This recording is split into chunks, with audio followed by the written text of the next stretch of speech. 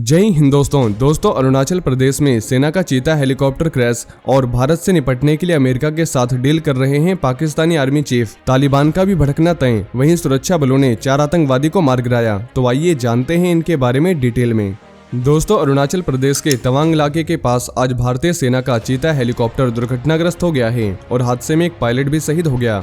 एक army officer के मुताबिक वहां मौके पर रेस्क्यू टीम भी पहुंच गई थी और ये दुर्घटना किस वजह से हुई अभी इसका कारण सामने नहीं आ सका है। ऑफिसर्स के मुताबिक ये दुर्घटना सुबह 10 बजे के आसपास हुई है और दुर्घटना की जानकारी मिलने के बाद वहां रिलीफ एंड रेस्क्यू टीम मौके पर पहुंची थी। फिर 2 गंभीर रूप से घायल पायलटों को बाहर निकाला गया और एम्बुलेंस से अस्पताल ले जाया गया। दोनों पायलटों में से एक लेफ्टिनेंट कर्नल सौरभ यादव इलाज के दौरान शहीद हो गए और दूसरे पायलट का इलाज जारी है। वहीं जम्मू कश्मीर के शोपिया जिले के द्रास में चल रहे सुरक्षा बलों के इनकाउंटर में 3 आतंकी मारे गए हैं। ये तीनों आतंकी जैसे मोहम्मद से जुड़े हुए बताए जा रहे थे और ये मुठभेड़ मंगलवार की शाम को शुरू हुई थी। इसके अलावा मुलू में सुरक्षा बल और आतंकियों के बीच मुठभेड़ में भी एक आतंकी मारा जा चुका है। एडीजीपी कश्मीर ने बताया कि शोपिया के द्रास में चल रहे सुरक्षा बलों और आतंकियों के बीच मुठभेड़ में 3 आतंकी मारे गए हैं।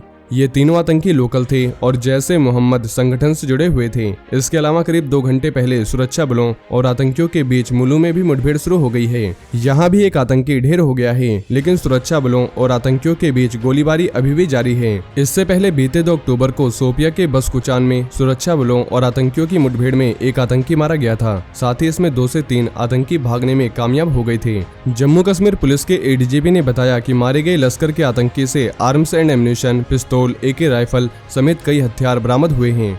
वहीं इंडियन एयरफोर्स अब पुराने हो चुके MiG-29 और जगुआर फाइटर जेट्स को अगले 12 से 13 सालों के दौरान अपने बेड़े से बाहर करते हुए रिटायर कर देगी, यानी 2035 तक इन जेट्स को अपने कॉम्बैट फ्लीट से बाहर कर देगी। हालांकि air chief marshal VR Chaudhary ने क्लियर कर दिया है कि भारतीय वायुसेना के फाइटर जेट्स के फिक्स 42 फ्लीट के टारगेट में किसी भी तरह की कोई कटौती नहीं की जाएगी। साथ ही चीन और पाकिस्तान की दोहरी चुनौतियों को देखते हुए इंडियन एयरफोर्स में जल्द से जल्द सारे लेटेस्ट फाइटर जेट्स होंगे और पुराने फाइटर जेट्स को धीरे धीरे रिटायर कर दिया जाएगा। वहीं एयरफोर्स चीफ ने बताया कि सन 2035 से 36 तक इंडियन एयरफोर्स 35 फ्लीट के टारगेट को हासिल कर लेगी और एयरफोर्स के बेड़े में ज्यादातर स्वदेशी फाइटर जेट्स ही होंगे। वहीं अमेरिका और भारत के दुश्मन पाकिस्तान के बीच रिश्ते एक बार फिर से गर्मजोशी से भरे हो गए हैं। अमेरिका ने पाकिस्तान को F-16 फाइटर जेट्स के लिए करोड़ों डॉलर का पैकेज दिया है। वहीं अब पाकिस्तान के सबसे शक्तिशाली इंसान military general Qamar Javed Bajwa America के दौरे पर हैं। अमेरिका ने जनरल बाजवा को खुश करने के लिए Indian defence ministry Rajnath Singh के जैसा स्वागत का इंतजाम किया था। इस बीच अब अमेरिका और पाकिस्तान के बीच एक बार फिर से प्यार बढ़ने की असली वजह सामने आ गई है। अमेरिकी ऑफिसर्स के मुताबिक बाजवा के निशाने पर भारत के साथ संबंध और अमेरिकी मिलिट्री मदद है। दरअसल बाइडेन प्रशासन चाहता है कि अफगानिस्तान में हवाई हमले और इंटेलिजेंस सर्विलांस करने के लिए पाकिस्तान उसे अपना एयर स्पेस दे दे। इस बारे में दोनों देशों के बीच एक डील पर लगभग सहमति बन गई है। अफगानिस्तान से अमेरिका की शर्मनाक वापसी के बाद अब ये देश तालिबानी सरकार के कब्जे में है और तालिबान राज में अफगानिस्तान एक बार फिर से आतंकियों का बेस बनता जा रहा है। अलकायदा, ISKP जैसे मोहम्मद जैसे आतंकी गुट फिर से अपनी आतंकी ताकत जुटा रहे हैं। वहीं अमेरिका ने पिछले दिनों पाकिस्तान की मदद से अलकायदा के सरगना अयमान अल जवाहिरी को काबुल में उसके बेस पर ही मार गिराया था। दोस्तों, अमेरिका को अफगानिस्तान में निगरानी आतंकियों पर हमला करने के लिए पाकिस्तान की सख्त जरूरत है, क्योंकि अमेरिका के ज्यादातर मिलिट्री बेस खाड़ी देशों में हैं, जहां से किलर ड्रोन उड़ान भरते हैं और फिर वे पाकिस्तान के रास्ते अफगानिस्तान में घुसते हैं। दोस्तों, इस डील के बाद अमेरिका के ड्रोन आसानी से अफगानिस्तान में हमले और इंटेलिजेंस सर्विलांस का काम कर सकेंगे। इसके बदले में पाकिस्तान की अमेरिका आतंकवाद के खिलाफ लड़ाई में मदद और भारत के साथ रिश्तों के मैनेजमेंट में सहायता देगा। और ये खुलासा ऐसे समय पर हुआ है जब अमेरिका ये सुनिश्चित करना चाहता है कि वह अफगानिस्तान में ISIS खुरासान प्रांत के खिलाफ मिलिट्री कैंपेन चला सके। और यही वजह है कि पाकिस्तान पर अमेरिकी प्रशासन एक बार फिर से प्यार लुटा रहा है। पाकिस्तान और अमेरिका के बीच अगर ये डील होती है तो तालिबान का भड़कना तय है। वहीं भारत ने पहली बार इंसानों को लेकर उड़ने वाला ड्रोन वरुण को पूरी तरह से तैयार कर लिया है। साथ ही स्वदेश निर्मित पायलट रहित ड्रोन को जल्द से जल्द इंडियन नेवी में शामिल किया जाएगा। दोस्तों, पूरी तरह टेस्टिंग के बाद वॉर में पहली बार इंडियन नेवी वॉर शिप्स पर इसका इस्तेमाल करेगी। इसके बाद ये इंसानों को ले जाने के लिए इस्तेमाल होगा।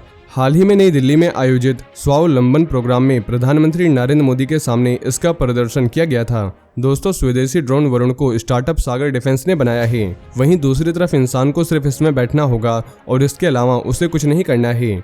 ये ड्रोन उसे खुद ही एक जगह से दूसरी जगह ले जाएगा। इसे रिमोट की सहायता से भी ऑपरेट किया जाएगा। इसमें 4 ऑटो पायलट मोड हैं। कुछ रोटर के खराब होने की स्थिति में भी लगातार उड़ने की क्षमता को ये बरकरार रखता है। फिलहाल जमीन पर इसका ट्रायल हो चुका है और अगले 3 महीने में इसका समुद्री टेस्ट होगा। टेस्ट में ये सामान को एक जगह से दूसरी जगह तक पहुँचाने में खरा उतरा है और इसका इस्तेमाल मरीजों को अस्पताल पहुँचाने के लिए भी किया जा सकता है।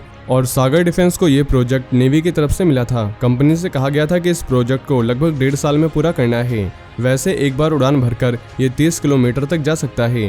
100 किलो तक का सामान या लोगों को एक जगह से दूसरी जगह ले जाने की इसमें क्षमता है और जमीन से 2 मीटर ऊपर ये उड़ेगा। तो दोस्तों ये थे आज के कुछ बड़े डिफेंस अपडेट। इसके अलावा अगर आप भारतीय सेना से जुड़ी ऐसी और भी जानकारी जानना चाहते हैं तो आपको हमारे दूसरे चैनल डिफेंस एनालिसिस पे मिल जाएगी, जिसकी लिंक आपको नीचे डिस्क्रिप्शन में मिल जाएगी। और ये इन्फॉर्मेशन अगर आपके लिए यूजफुल रही हो तो वीडियो को ज़्यादा से ज़्यादा शेयर करें और चैनल को सब्सक्राइब करना न भूलें। जय हिंद, जय भारत।